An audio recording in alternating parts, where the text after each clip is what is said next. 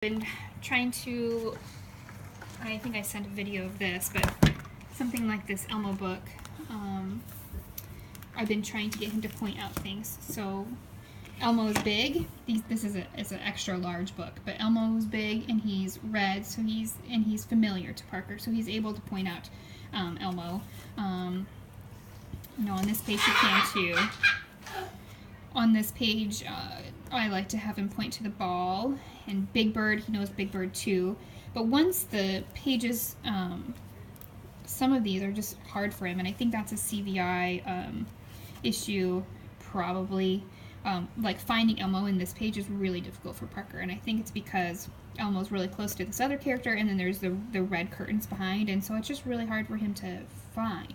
But I figure that exercises like these that can work on his vision and his fine motor skills, because he has to point these pictures out, I figure are good, so we've been working on that.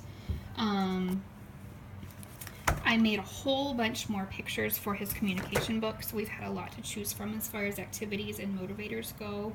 I won't go through everything that we work on here at home. I just wanted to kind of give you an idea and just kind of show you that there's certain things that it might not seem that Parker knows how to do, but if you get creative and you do trial and error and find out just a different way to approach that, then he might surprise you. That's what I've really found with the letters and then the putting in activities as well. It's just the first approach didn't work, so we just kept trying new and different things until we found a solution that works. So I guess that's the point of this video, is just to show you that if you find the right avenue for Parker, I think he's got a lot of potential. It's just being willing to try to find different ways to help Parker be successful. Oh, and one last thing I wanted to show. As far as negative reinforcements go, I had really no luck with timeout or using the stop sign. I think he was responsive to the stop sign, but timeouts, I just don't think he cared about. We really did that, and I was very consistent about using it. I worked really hard at making sure, like I said, making sure I was consistent, doing it when it was necessary. He just didn't care, and it wasn't stopping his behaviors. What I saw is what you saw as well, was with the throwing of the toys in the beginning. We got that a lot. Timeouts weren't working. I tried lots of different techniques to see if I could come up with something that worked. What I landed on was something I don't know if you can really use in school or not, but I tried to figure out something that Parker doesn't like. I know he doesn't like brushing his teeth, but I didn't want that to be associated with something negative. So he does not like it at all when I wipe his face. So I found that if I use a cold rag, and this is a cold rag, it's been sitting here, so it's really cold and wet now, but I just use a wet rag and I put it on a couple ice cubes so it's cold, and when he does something he's not supposed to, I've just been wiping his mouth, and then I've been using this buzzer at the same time. If you push this,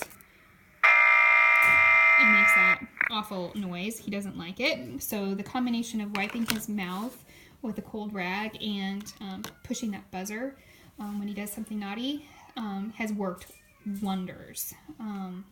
It's a definite response that I'm getting, and it's a definite response, negative response. He'll pout, but he'll turn around and do right what he's supposed to do. So it's been really effective, at least for me. It's worked a lot better than timeout or think time or any of those things. So I don't know, like I said, if you can use that sort of thing in school, but just to kind of let you know that there are probably other strategies and techniques that would maybe work better than think time. I know think time is just something that's common to be used, but I don't really, at least here at home, did not feel that Parker cared one little bit about think time. And in fact, if he didn't want to be sitting and doing the activities with me and I would put him in think time, I almost think that he liked that.